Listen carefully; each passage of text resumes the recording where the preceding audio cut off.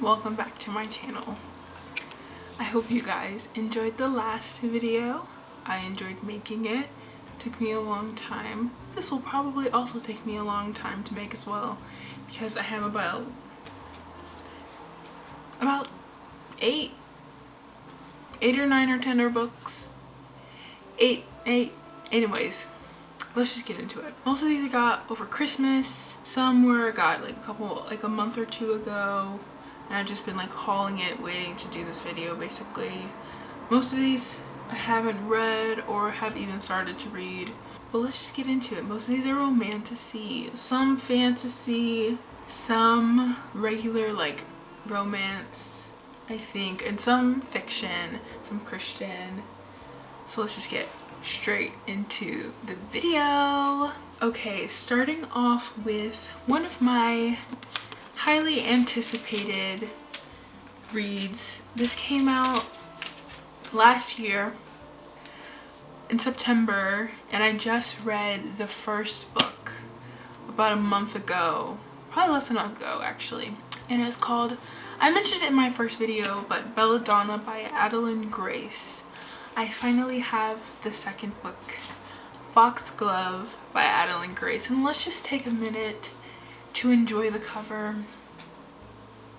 Isn't she a beaut? So pretty.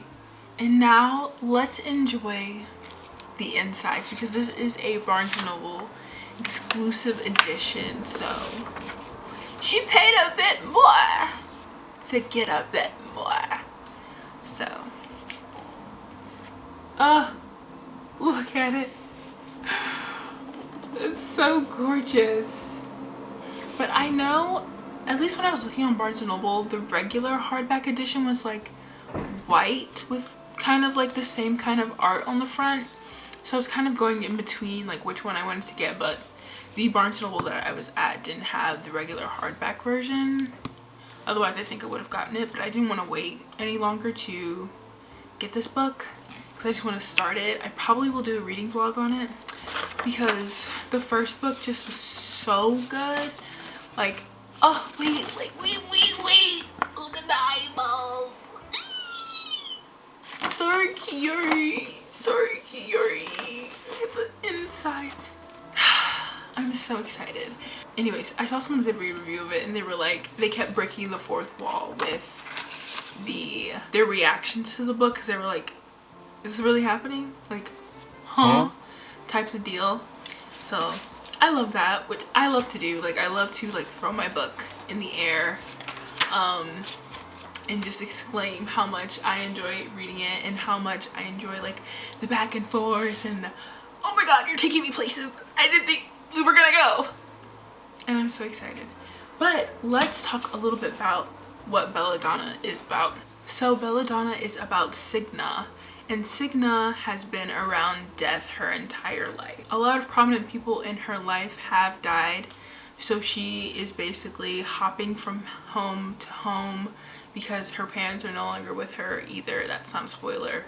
It's in the first freaking chapter of the book. So death has followed her everywhere. One day she happens to meet Death, and Death is an actual being. He has been with Signa for her entire life. So one day she gets sent to a cousin's home because the person who was taking care of her at the time, before she can get her inheritance, because I believe she's 18 or 19 at the time, and she doesn't get it until she's 20, her inheritance, because she got money, she rich, she's that girl.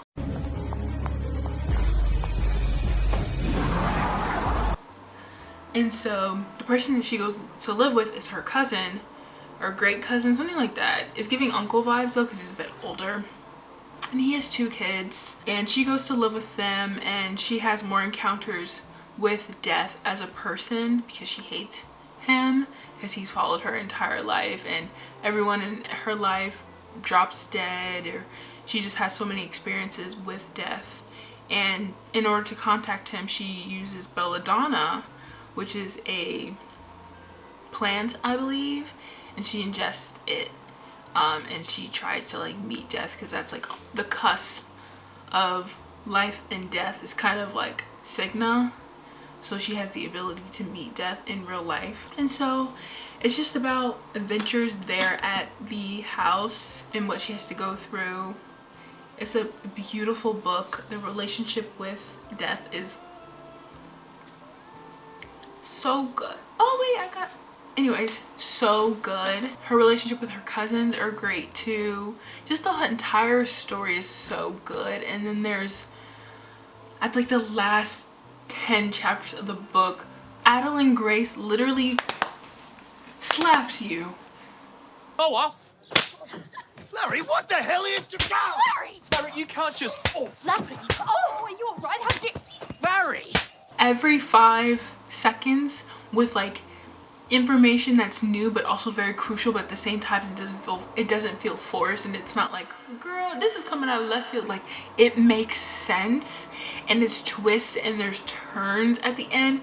And literally I was like, I was gagged. I was reading the last couple chapters at a local cafe near me, and I was mad that I wasn't at home because I was like, I need to throw my book right now. Like, I was literally in the cafe, like trying to hold my expressions in because I was going through it.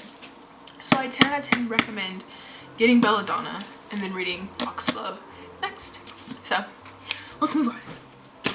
Next, A Curse for True Love by Stephanie Garber. Everyone's favorite author. One of the authors last year. I have a true love for this book. This series. It's a series. There's 3 books, trilogy. The first book is Once Upon a Broken Heart by Stephanie Garber. That you embrace. An amazing book. Let's just get into what the first book is about. It is about Evangeline Fox. She's a girl that is born of a quaint family. Her father owned a almost like a magic shop, kind of apothecary place, almost a bookstore type of, just like a tchotchke shop, and she grew up working at. Her father dies, but before he dies he remarries. Her mom's dead too, sorry to say. He remarries and he gets married to a little wench, and she has a daughter. I don't remember the daughter's name, and I don't remember the wife's name either because they're irrelevant, but they're relevant to the characters, to the plot. Basically the mom is basically like Cinderella's stepmother, so she's a wench. She's not a nice lady. She's not nice to Evangeline. Evangeline doesn't deserve that, but also Evangeline is in love with a man, and that man is about to get married to her stepsister. And her stepsister knows she's in love with that man, but in order to stop the wedding she has to go to a fate and ask that fate to stop the wedding. But in order for that wish to be granted, she has to give the fate something. So the fate asks for 3 kisses wherever, and she has to do it in order for the wedding to be stopped. And so she agrees. And so the rest of the book is about her doing those 3 kisses. It's tons of world building. A lot of people say you can read Caraval by Stephanie Garber to get like a little bit of backstory, because 2 characters from the Caraval series shows up. They show up. Jax is one of those people from Caraval. I didn't read Caraval. I didn't want to. But you don't have to. Jax shows up, and then another main character from Caraval shows up. I don't remember her name, but I think it's like the princess or whatever. One of the sisters shows up. But tons of world building. The relationship is interesting. Lots of twists and turns that like you think they're about to be together, and then something happens, and then they're gonna be together, and then something happens, and then they're gonna be together, and then something happens. It's a lot of back and forth. The banter is good. It's lots of tension that they hold between each other. Jax and Evangeline, there are 2 protagonist slash antagonist people. Gorgeous, beautiful, 10 out of 10. Please read this trilogy, you won't regret it. Moving on. Okay, I'm gonna try to speed through this because my cat's gonna die. Anyways, Assistant to the Villain by Hannah Nicole Mayer. Anyways, Assistant to the Villain is about Evie Sage. She is down on her luck, out of a job. She needs a job. She is a dad and a sister to take care of. No mom. The mom left. So one day she was walking in a forest and she meets the villain. The villain is definitely not morally gray. He is black. Midnight black. He's morally gray in a sense of he's like, I hate everyone else in the world but you type of vibe, which I love. I eat it up. So good.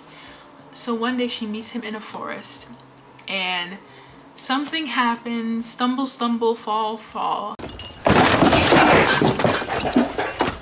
He's like, do you want a job? And she's like, yeah, sure. And he's like, I'm not good. And she's like, yeah, whatever. I don't think she takes him seriously. So she shows up for work and there's severed heads hanging from the ceiling and creepy eyeballs and dishes and a frog with a crown who puts up signs to express how he's feeling and to give advice on certain things. But basically she's truly working for a villain and she has a crush on him because he's hot.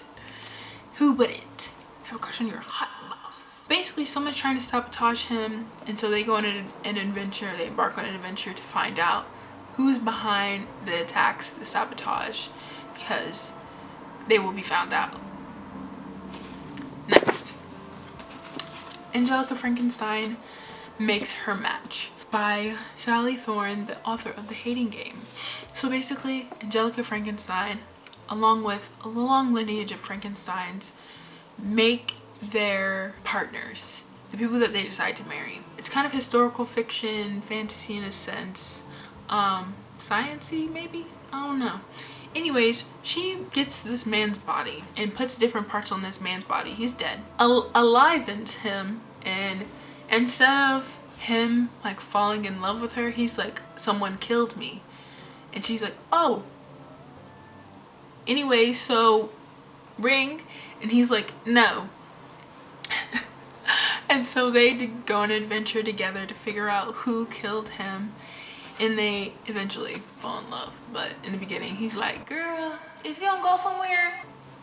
Very, very funny. Haven't finished it, started it, but it seems like a good read. The next one, The Very Secret Society of Irregular Witches by Sangu Mandana. It's about this girl named Mika Moon, who is a witch, orphan. She decides to go, she's older, she decides to go to another orphanage to help 3 young witches there to basically navigate life as a witch.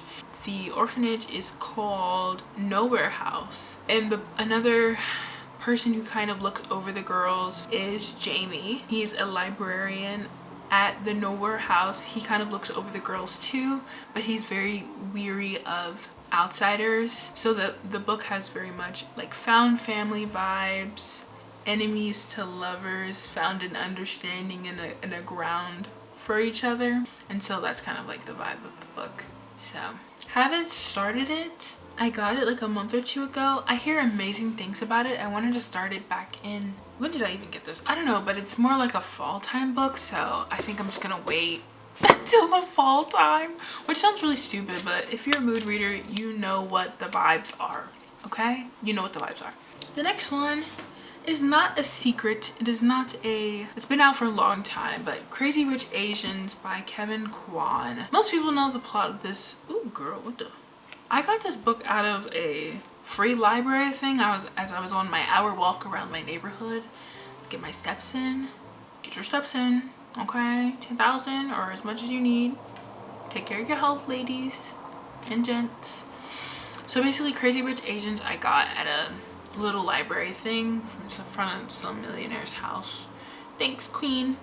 It's about Rachel Chu. Her and her boyfriend have been together for a bit. She's never met his family. One day she meets his family, but he has failed to tell her that he is disgustingly rich. My father gave me a small loan of $1 million. Wealthy. Generational wealth. And basically it's a comedy fiction story about just being with this guy and, you know, the dynamics of the family and how she fits in that world. One thing I never understand when it comes to books or romantic books is when the heroine or the women find out that, like, oh my god, I'm out of the league of the man, like, we shouldn't be together because I'm so out of his league. It's like, didn't he choose you in spite of you being poor? Why wouldn't you choose him just because he's rich? I don't understand that. Like, oh, he's rich, like, he doesn't want to be... Hasn't his actions up to this point of you finding out he's wealthy, like, what does that have to...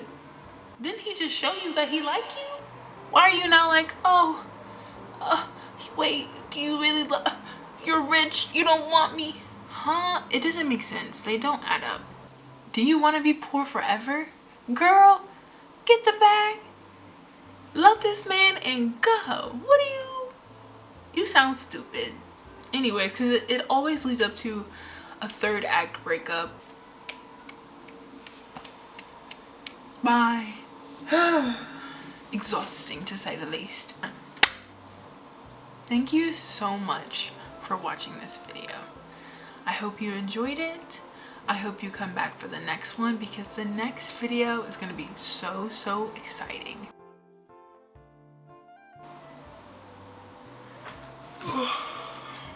She's a clown.